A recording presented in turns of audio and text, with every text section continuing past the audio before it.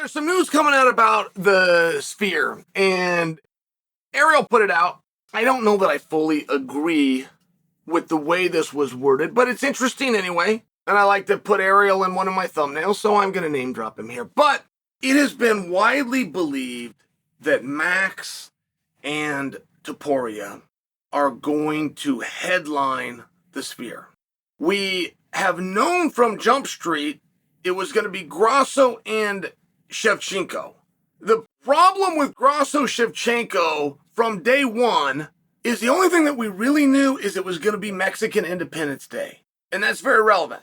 We actually, when we were planning to do that fight, did not have the information that it was a Sphere. That fight simply can't do the Sphere. Unless you want it as a curtain. You can pretend and put it later in the night to be nice. But you can't pretend to put it as the main event. That's the point that I'm trying to make. But we did know that that fight was going to happen on Noche. All right.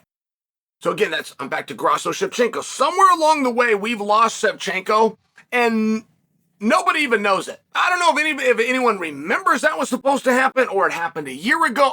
I really don't know. I have never seen anything like this, and I followed this sport since 1993 when Royce Gracie walked out there in a gi. I offer you no exaggeration. I have never seen a world champion lose a fight that was promised to this degree. I have never seen a number one contender lose a fight that was promised to this degree, and nobody, not even a rumored thread on the underground forum, is discussing it.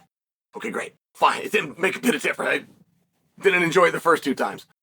But it's relevant that you understand that. Because when we add Max and Ilya, and then we find out about Sugar Sean, you're now talking about 3 title fights.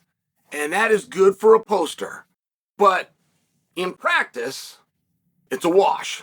Worked one time and one time it bombed. And I'll leave out which show. Well, I'll tell you which show it worked. UFC 100. And the next time, it bombed. They all went the distance. You had 75 minutes of fighting. It's brutal. It was brutal. Fighting works because you have conflict and conflict resolution, not because you have the fight. Right? You have conflict resolution. It's the one thing that a boxing show can't figure out. Boxing can't figure out how they can do a $20 million gate and the live audience that flew to town doesn't even come to watch the event. Like boxing can't register this. They're going, it's a $20 million gate. What's Chael talking about? Sports don't do that. We got everything figured out. No, your show sucks. You could have canceled the whole thing and just done the main event. Your show is painfully boring. Conflict resolution. All the undercard fights are 5 rounds. Make your main event 10 or 12, whatever you want to do. Nobody's there for anything but the main event. I am making such sense right now.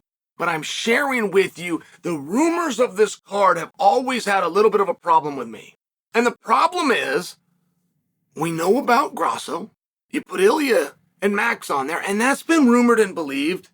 But we then hear Sean O'Malley say that he is training for the Sphere. Doesn't mention Maram, doesn't mention it's done, doesn't mention bout agreements, but he says he's training for the Sphere. So now you have the sport's biggest star, and then you have the rumor that comes out that he will be a co-main event with Topuria and Max on top. Now, you could certainly do that. Like, that would be an awesome event. There's just a couple of things that are hard to believe. It's hard to believe you're going to do 3 title fights. Make sure you understand this about the Sphere, okay? This is without exaggeration, and if I knew a stronger way to talk, I would use those words instead. But this is going to be the greatest visual stimulation in the history of recorded entertainment. Not just in fighting. It'll be the best in fighting, for sure. In the history of recorded entertainment, this is going to be the most spectacular thing that you've seen. It's a literal statement. But that is the draw. So to then make believe that a blackjack player is going to split aces and do a draw on top of a draw on top of a draw with a very risky hand of 3 title fights, which has worked once and bombed once, was a little too much for me. Not to mention, you're going to put the sport's biggest star. That is debatable right now as soon as Adesanya gets licensed. But it is between O'Malley and Adesanya. Conor does not have a license. He's not part of the sport for a number of years. So I'm excluding him. that may not be fair. I get the red panty night is still real. But I would like to make that point for you. Box office supports that. Headlines support that. My own YouTube page supports. Sean O'Malley is the sport's biggest draw, and if you put him on the card with Max and Ilya, you're putting him in a co-spot, which you could do on a very special event.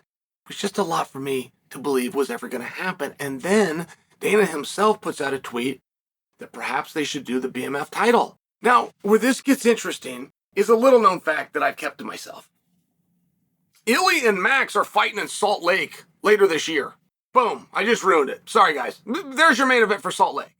Which means they're not fighting at the Sphere, which would explain a lot because that means O'Malley doesn't jerk the curtain, which would make sense since he's the sport's biggest star.